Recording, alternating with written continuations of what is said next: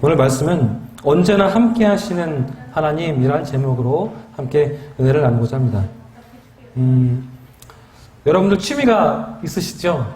어떤 취미를 갖고 계십니까? 어떤 분은 독서, 어떤 분들은 음악 감상, 어떤 분들은 영화 감상, 어떤 분들은 낚시, 어떤 분들은 여러 가지 그런 등산, 그런 여러 가지 취미를 갖고 계실 것입니다. 그렇다면 우리 예수님의 취미는 무엇이었을까요? 예수님의 습관이 있었다면 무엇이었을까요? 누가복음 말씀해 보시면 누가복음 22장 39절 말씀해 보시면 예수께서 나가사 습관을 따라 감람산에 가시매 제자들도 따라갔더라. 그런 말씀이 있습니다. 가룟 유다의 배반으로 인해서 잡히시기 전에 그 직전까지 계셨던 곳이 바로 감람산입니다. 여기서 주님이 하신 일이 무엇이었을까요? 바로 땀방울이 핏방울이 되도록 기도하신 일입니다. 결국 주님의 습관이 뭐예요? 기도하는 겁니다. 기도예요. 습관도 취미도 기도였던 것입니다. 기도하시는 일이 주님께는 습관이었던 것이고 주님께서는 마지막 순간까지 기도를 하셨어요. 누가복음은 곳곳에서 예수님께서 홀로 기도하시는 모습을 자주 말씀을 합니다. 누가복음 5장 16절에서는 한적한 곳에서 기도를 했다고 되어 있고요. 6장 12절 말씀에는 예수님께서 기도하러 산에 가셔서 밤새도록 하나님께 기도했다라고 되어 있습니다. 9장 18절은 예수님께서 따로 기도하시는 모습을 언급합니다. 그리고 18장 1절에서는 예수님께서 제자들에게 이렇게 말씀하시죠. 항상 기도하고 낙심하지 말라고 그렇게 교훈을 하십니다. 여러분, 우리도 이렇게 습관적으로 버릇처럼 기도를 하고 있는지요? 기도해야지 마음만 먹고 실상은 기도를 하지 못하고 있지는 않은지요? 아니면 아예 기도한 적이 없으신지요? 한번 돌아보십시오. 기도하지 못하고 있고 기도의 은혜를 누려본 적이 없다면 나의 믿음, 나의 신앙은 가사 상태, 잠들어 있는 상태와 마찬가지인 것입니다. 오늘 말씀을 통해서 우리 모두가 기도의 은혜를 회복하실 수 있기를 소망합니다. 예수님처럼 습관적으로 기도하는 우리 모두가 되기를 소망합니다. 오늘 본문 1절에 보시면 예수님께서 습관적으로 한 곳에서 기도를 하고 계심을 알 수가 있습니다. 기도를 마치셨을 때에 제자 가운데 한 명이 이렇게 말해요. 세례 요한이 자기 제자들에게 기도를 알려주신 것처럼 우리에게도 기도를 알려주십사 그렇게 요청을 합니다. 그래서 주님께서 그 유명하신 기도, 다 아시는 기도, 주기도문을 가르쳐 주시는 거예요. 그리고 나서 주기도문을 가르쳐 주시고 나서 본문 5절에 한 가지 비유를 말씀하고 계십니다. 비유에 보니까 밤중에 한 사람이 찾아와요. 친구를 찾아옵니다. 먹일 음식이 없다는 것을 알게 된 이 사람은 옆집에 사는 친구에게 떡을 빌리러 온 것입니다. 하지만 시간이 너무 늦었어요. 7절에 보면 부탁받은 친구가 말합니다. 가족들과 함께 잠자고 있으니까 가족까지 깨우면서 그렇게 떡을 빌려줄 수가 없겠다고. 하지만 이 비유의 끝에서는 결국 떡을 얻었다라는 것을 알려주고 있습니다. 예수님은 8절에서 비록 벗됨으로 인하여서는 일어나서 주지 아니할지라도 그 간청함을 인하여 일어나 그 요구대로 주리라라고 그렇게 말씀을 합니다. 계속 귀찮게 하고 부탁하니까 간청하니까 그것 때문에 줬다는 말이죠. 이런 간청함에 대한 태도를 9절은 더욱더 강조하는 것 같습니다. 구하라, 찾으라, 두드리라. 이 떡을 구한 친구처럼 끈질기게 졸라대면 간청하면 계속 말씀드리면 줄 것이라고 말씀하시는 것 같아요. 그래서 많은 사람들이 하면 된다, 끝까지 하면 된다, 무조건 구하면 된다, 그런 식으로 본문을 쉽게 이해를 합니다. 간청이란 단어의 뜻이 무리하게 억지로 청한다라는 그런 뜻을 가지고 있기 때문에 더욱더 그렇게 이해되기 쉽습니다. 더구나 절박한 상황에서 포기하지 않고 끈질기게 하나님께 구하고 찾고 두드렸더니 문제가 해결되었다. 그런 식의 간증이 굉장히 많기 때문입니다. 하지만 정말 그럴까요? 예전에 암 말기에 걸리신 분에 대해서 이제 중보기도를 요청받은 적이 있습니다. 많은 분들이 기도했어요. 간절히 기도했습니다. 울면서 기도했습니다. 살려주십시오 하고. 살려주실 것 같은 그런 마음이 들었어요. 그런데 그분이 돌아가셨습니다. 본문대로 간청하면서 구하고 울면서 기도했는데, 부르짖었는데 돌아가셨어요. 왜 이런 일이 벌어졌을까요? 저의 기도가 부족해서 그랬을까요? 성도님들의 기도가 부족해서 그분이 돌아가셨을까요? 오늘 본문 5절부터 8절까지의 말씀을 잘 이해를 하려면 앞절과 연결해서 살펴야만 합니다. 5절에 또 이르시되라고 되어 있죠. 바로 주기도문입니다. 주기도문은 어떤 단어로 시작하나요? 아버지여 라고 시작합니다. 5절 이하의 이 비유 속에서도 아버지가 한 번 더 나옵니다. 그 말씀에는 이렇게 되어 있습니다. 나를 괴롭게 하지 말라. 문이 이미 닫혔고 아이들이 나와 함께 침실에 누웠으니. 여기서 말하는 나는 누구예요? 아이들의 아빠예요. 아이들의 아버지입니다. 한 명의 아버지가 더 나오고 계신 거예요. 아빠 옆에는 그 자식들이 붙어서 잠을 자고 있습니다. 만약에 자식들이 일어나서 아빠 목말라요. 아빠 배고파요. 그러면 어떡해요? 자 이놈아 그러시나요? 물을 떠다 주시죠. 먹을 것이 있으면 먹을 것을 줄 것입니다. 본문의 친구는 아이들의 아빠는 어떻게 반응을 할까요? 그냥 누워서 잠을 잤을까요? 그렇지 않습니다. 절대로 그렇지 않아요. 일어나서 물을 떠주고 떡을 주었을 것입니다. 왜냐하면 그는 아이들의 아빠였기 때문입니다. 그렇기 때문에 이 비유의 핵심은 끈질기게 간청하는 것, 끈질기게 기도하는 것, 끈질기게 졸라대는 것에 있는 것이 아닙니다. 이 비유가 강조하는 것은 하나님과 우리와의 관계를 말하고 있는 거예요. 그 관계를 아주 극과 극으로 말씀해주고 있습니다. 비유에 나오는 친구는 아빠인 것이고 그 옆에서 사는 아이들은 자녀인 것처럼 하나님은 우리의 아버지가 되시고 우리는 그분의 자녀가 되는 것입니다. 본문의 의미는 그런 것입니다. 친구 간에는 벗됨이 아닌 간청함 때문에 청을 들어줄 수는 있다. 하지만 하늘에 계신 너희 아버지는 그렇지 않다. 하늘의 아버지께서 기도에 응답해 주시는 것은 간청함 때문이 아니다. 우리와의 관계, 바로 하나님께서 우리의 아버지이시고 우리가 아들이고 딸이기 때문에 그런 관계 때문에 응답해 준다라는 그런 의미인 것입니다. 우리의 기도를 들으시는 분이 누구라고요? 하나님이시지요. 정확히는 하나님, 나의 아버지이십니다. 우리는 바깥에 서서 하염없이 울부짖으면서 문을 막 두드리면서 그렇게 애청하고 있는, 간청하고 있는 친구가 아니에요. 그렇게 울부짖고 있는 친구가 아닙니다. 본문의 비유처럼 아버지 옆에서 딱 달라붙어서 자고 있는 사랑스러운 아이들입니다. 그렇기 때문에 떼쓰고 보채고 끈질기게 졸라대는 식으로 귀찮게 해서 반드시 내가 얻어내고 말리라, 그런 식으로 집요하게 기도하라는 의미가 아닌 것입니다. 하나님이 너희 아버지라는 사실을 알고 속히 주실 줄 알고 믿고 포기하지 말고 구하고 찾고 두드리라, 그런 말씀입니다. 우리는 하나님의 주의를 끌기 위해서 문을 쾅쾅쾅 세게 두드릴 필요가 없어요. 우리가 해야 할 일은 다만 속삭여도 됩니다. 저희 민이가, 자꾸 민이 말씀을 드리는데요. 민이가 일어나서 그래요. 아빠 쉬마려워요. 그냥 가도 되잖아요. 아빠 쉬마려워요. 뭐 응감 마려워요. 이렇게 일어나서 이야기를 합니다. 그러면 어떻게 해요? 그냥 자! 이렇게 소리 지르나요? 제가 가서 기다립니다. 앞에 가서 기다립니다. 닦아줘야 되니까요. 그런 것처럼 하나님께 막 소리 지를 필요가 없어요. 물론 부르짖는 기도도 있습니다. 하지만 그렇게 하지 않으셔도 기도를 들어주신다는 말씀입니다. 오늘 본문의 말씀 그런 내용이라는 뜻이에요. 속삭이셔도 됩니다. 가만히 말씀하셔도 됩니다. 귀를 울리는 음성이 아니어도 침묵으로 기도를 하셔도 충분합니다.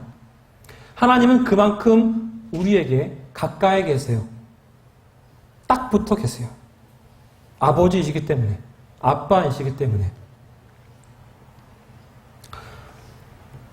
제 아들이 2명 있죠. 한 명은 초등학교 1학년, 8살입니다. 한 명은 5살입니다. 이 아들들이 좋아하는 음식은 여러 가지가 있겠지만 고기도 좋아하고요. 햄도 좋아하고 소세지도 좋아합니다. 그리고 유부초밥 특히 좋아합니다. 애들이 싫어하는 음식이 뭐겠어요? 야채, 토마토, 김치 이런 거. 몸에 좋은 것들을 싫어합니다. 가끔 물어봐요. 엄마 오늘 반찬 뭐예요? 이렇게 물어봅니다. 만약에 고기나 유부초밥이 나오면 그걸 먹고서는 이렇게 말합니다. 오늘 정말 행복했다고, 너무 행복하다고 그렇게 말을 합니다. 그런 애들을 보면서 참 웃기기도 하고 또 사랑스럽기도 합니다. 가끔은 좀 그런 식습관이 마음에 안 들어서 혼내기도 합니다. 예, 저는 아들과 이제 8년 넘게 살았기 때문에 아들의 손짓, 몸짓, 표정만 봐도 얘가 무슨 생각하는지 알고 있습니다. 알 수가 있어요. 제 아들이고 그 아이는 제가 낳은 건 아니지만 제 아들이기 때문에 속을 조금 알 수가 있습니다. 제가 그 아빠이기 때문이죠. 그런데 여러분, 지금 제가 한 이야기를 예수님께서 들려주고 계시는 거예요. 사랑하는 아들아, 사랑하는 딸아, 하늘의 하나님이 너의 아버지가 되신다. 너는 모르고 있었겠지만 나는 늘 너와 함께하고 있다. 너의 모든 것을 다 알고 있다. 너의 버릇, 네가 우는 이유, 네가 아파하는 이유, 네가 근심하면서 한숨 짓는 이유, 네가 두려워하면서 무엇 때문에 밤잠을 설치는지 나는 다 알고 있다. 네가 하나님은 내 마음을 몰라주신다라고 하소연한 것까지도 나는 다 알고 있다. 나는 너의 하나님, 너의 아버지, 너의 아빠이기 때문이다. 이렇게 말씀하고 계시는 거예요. 예수님께서. 여러분, 우리는 왜 기도를 자주 못할까요? 왜 습관처럼 기도하지 않을까요? 아마도 그것은 응답에만 초점을 맞추기 때문입니다. 내가 누구에게 기도하는지 그 대상을 제대로 알지 못하기 때문이에요. 누가 나의 기도를 들으십니까? 하나님이시죠. 정확하게 말씀드리면 하나님 나의 아버지이십니다. 그래서 하나님께 많은 말을 하지 않아도 돼요. 모든 것을 다 설명할 필요도 없습니다. 어떤 식으로 기도를 해야 할까? 그 형식을 고민할 필요도 없습니다. 하나님께서 내 아버지가 되시고 나는 그분의 사랑하시는 자녀입니다. 아들, 딸이에요. 그분의 품 안에 안겨서 펑펑 울면 돼요. 육신의 아버지라면 이 녀석아 말을 해야지 울기만 하면 뭐해? 뭐 그렇게 말씀하실 수도 있지만 하나님은 다 아세요. 너희 아버지께서는 너희가 구하기 전에 너희에게 필요한 것이 무엇인지 다 알고 계신다 라고 말씀하셨습니다. 여러분 기도하십시오. 늦지 않았습니다. 하나님께서 기다리십니다. 하나님께서 기다리세요. 내가 아버지인데, 내가 너희 아빠인데 너는 왜 구하고 찾고 두드리지 않느냐? 그렇게 말씀하고 계십니다. 기도하고 계십니까? 그렇다면 더 열심히 기도하세요. 더 많이 기도하려고 애쓰십시오. 기도 외에는 우리에게는 능력이 없습니다. 변화산에서 내려오신 그날 제자들이 예수님께 물어봤어요. 왜 우리는 귀신을 쫓아낼 수 없었나요? 주님께서 말씀하셨습니다. 그런 악한 영, 그런 귀신은 기도가 아니면 나가지 않는다. 뭐 악한 영 귀신뿐만일까요? 우리의 모든 삶은 오로지 기도로만 응답받을 수 있습니다.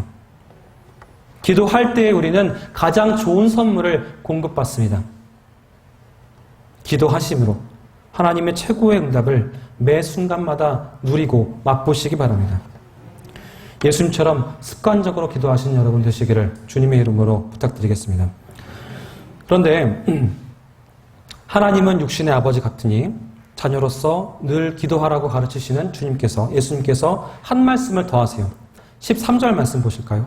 너희가 악할지라도 좋은 것을 자식에게, 아들, 딸에게 줄 알거든 하물며 너희 하늘 아버지께서, 하나님 아버지께서 구하는 자에게 성령을 주시지 않겠느냐 하시니라. 갑자기 성령을 주시겠다는 말씀으로 마무리를 지어요. 뜬금없이. 비슷한 본문을 살피면 왜 이렇게 말씀하셨는지 알 수가 있습니다. 마태복음 7장 7절부터 12절 말씀인데요. 오늘 본문 누가복음 9절부터 13절까지의 내용과 거의 일치하는 본문입니다. 제가 읽어보겠습니다. 마태복음 7장 11절 너희가 악한 자라도 좋은 것으로 자식에게 줄 알거든 하물며 하늘에 계신 너희 아버지께서 구하는 자에게 좋은 것으로 주시지 않겠느냐. 마태복음 7장 11절에는 구하는 자에게 좋은 것으로 주신다라고 그렇게 말씀하세요. 오늘 본문은 그 좋은 것을 뭐라고 말씀하십니까? 성령님. 네, 성령님을 주신다고 말씀합니다. 결국 우리가 구하고 찾고 두드려서 받는 응답보다 더 좋은 응답은, 최고의 응답은 성령님을 받는 것이라는 뜻입니다. 오늘 제목과 같이 예수님은 우리에게 그 무엇보다 하나님께서 함께 하심, 성령님께서 함께 하심을 구하라고 우리에게 말하고 있습니다. 왜 성령님을 구하라고 말하고 있는 것일까요? 성령님이 어떠한 분인지 알면 그 이유를 알게 됩니다. 예수님께서 성령님이 어떤 분이신지 친절하고 자세하게 설명하시는 그런 장면이 나와요. 요한복음 14장부터 16장인데요. 이 요한복음 14장 16장을 고별담화라고 말합니다. 예수님께서 십자가 달려서 돌아가시기 전에, 바로 직전에 제자들과 나눈 그런 이야기이기 때문입니다. 마지막 대화 그러면 마음이 무거워지시죠. 진짜 이때 제자들의 마음은 깜깜한 하늘처럼 어두웠을 거예요. 무거웠을 것입니다. 왜냐하면 너무나 끔찍하고 부정적인 말씀을 예수님께서 들려주셨기 때문입니다. 예수님은 12명의 제자 가운데 한 명이 배신할 거라고 그렇게 말씀하셨어요. 예수께서 이 말씀을 하시고 심령이 괴로워 증언하여 이르시되 내가 진실로 진실로 너에게 이르노니 너희 중 하나가 나를 팔리라 하시니. 이 말씀은 참 엄청난 충격이었을 거예요. 또 낙심하게 하는 말씀을 하십니다. 베드로가 예수님을 부인하게 될 것이다. 그런 말씀이죠. 예수께서 대답하시되 네가 나를 위하여 내 목숨을 버리겠느냐? 내가 진실로 진실로 내게 이르노니 닭 울기 전에 네가 3번 나를 부인하리라. 제자 중에 제자 베드로가 예수님을 부인하다니요. 다른 제자들도 충격이었겠지만 베드로 자신은 얼마나 충격이 컸겠습니까? 하지만 더욱더 큰 충격, 최고의 충격은 예수님께서 떠나신다는 거예요. 내가 아버지께로 가니 너희가 다시 나를 보지 못하며. 배신자가 있을 것이고 베드로가 배반할 것이고 주님께서 떠나신대요. 얼마나 큰일입니까? 주님께서도 그들의 마음을 아시고 16장 6절 말씀에 이런 말씀하셨어요. 도리어 내가 이 말을 함으로 너희 마음에 근심이 가득하였도다. 그리고 특별한 말씀을 이어서 하십니다. 16장 7절입니다. 제가 읽겠습니다. 그러나 내가 너희에게 실상을 말하노니 내가 떠나가는 것이 너희에게 유익이라. 내가 떠나가지 아니하면 보혜사가 너희에게로 오시지 아니할 것이요 가면 내가 그를 너희에게로 보내리니. 지금 당장은 암울하고 힘들겠지만 주님께서 보혜사를 보내주신대요. 보혜사가 무엇입니까? 성령 하나님입니다. 보혜사는 헬라어로 파라칼레오라고 부릅니다. 곁에 가까이에라는 파라 그리고 부르다라는 뜻을 가진 칼레오, 그 단어가 합쳐진 말이에요. 파라칼레오. 곁으로 부름받아서 위로받고 격려해 주시는 분이란 뜻입니다. 성령 하나님이 오시는 것이 예수님께서 떠나시는 것보다 더 유익하다라고 그렇게 말씀하십니다. 왜 그럴까요? 성령 하나님께서 하시는 일 때문에 그래요. 수많은 일을 하시지만 세 가지 일을 말씀드리겠습니다. 첫 번째로 성령님은 진리로 인도해 주십니다. 요한복음 14장 26절 말씀에 보혜사 곧 아버지께서 내 이름으로 보내실 성령 그가 너희에게 모든 것을 가르치시고 내가 너에게 말한 모든 것을 생각나게 하리라. 예수님이 하신 일과 가르침을 생각나게 하시는 일을 성령님이 하신다라는 말씀입니다. 예수님은 진리 그 자체셨어요. 하지만 사람들은 그 진리를 알아보지 못했습니다. 심지어 그 제자들조차 진리를 배웠지만 다 알지 못했습니다. 그런데 성령님께서 오셔서 가르쳐 주시니까 제자들은 예수님께서 왜 그런 말씀하셨는지, 왜 그렇게 행동하셨는지 알게 되었어요. 성령이 임하시니까 베드로는 사도행전 2장에서 놀라운 설교를 합니다. 구약성경 예언을 해석을 하고요. 다윗의 고백이 예수님을 향한 고백이었음을 조목조목 설교를 합니다. 그 설교에 3,000명이 회개했다고 말씀해서 증언을 합니다. 능력이 뭐라고 생각하십니까? 사람의 능력이 뭐라고 생각하십니까? 일반 사람들은, 다른 사람들은 이렇게 생각할 거예요. 잘 살고, 똑똑하고, 지혜롭고, 여러 가지 외적인 조건들을 말할 것입니다. 아닙니다. 능력은 그런 조건들을 말하는 것이 아닙니다. 그것이 능력이었다면 예수님은 십자가를 지실 필요가 없어요. 우리의 진정한 능력은 오로지 예수 그리스도 한 분밖에 없습니다. 그런데 성령님께서 그 진리 되신 예수님을 오늘 우리에게 가르치고 계십니다. 이것이 주님의 뜻이다. 이것이 예수님께서 원하시는 소원이다. 이것이 너를 향한 예수님의 뜻이다. 라고 말씀하고 계세요. 두 번째로 성령님은 우리 가운데 하나님의 기쁨이 넘치게 하시는 일을 하십니다. 요한복음 16장 22절에 지금은 너희가 근심하나 내가 다시 너희를 보리니 너희 마음이 기쁠 것이요 너희 기쁨을 빼앗을 자가 없으리라. 예수님이 떠나가실 것이기 때문에 근심하고 있습니다. 제자들이 근심을 해요. 하지만 예수님이 가시고 성령님이 오시면 제자들은 기뻐하게 될 것이고 그 기쁨을 세상 무엇도 빼앗아 가지 못할 것이라고 말씀합니다. 왜 그럴까요? 예수님은 죽음을 이기셨기 때문입니다. 그리고 성령님이 오셔서 예수님의 사역을 계속해서 이어가실 것이기 때문입니다. 사람들은 죽음만큼은 이길 수가 없어요. 진시황 다 아시죠? 진시황 중국의 황제. 중국을 통일했고 정말 부자이고 권력이 엄청난 그런 황제였습니다. 그 사람이 영원한 불사로 살기 위해서 사람들을 많이 동원해서 전 세계로 불로초를 찾기 위해서 보냅니다. 그리고 지하에서 살기 위해서 70여만 명을 동원을 해서 39년간 지하의 궁궐을 만들었대요. 그 규모가 동서로 485m, 남북으로 515m, 높이가 76m래요.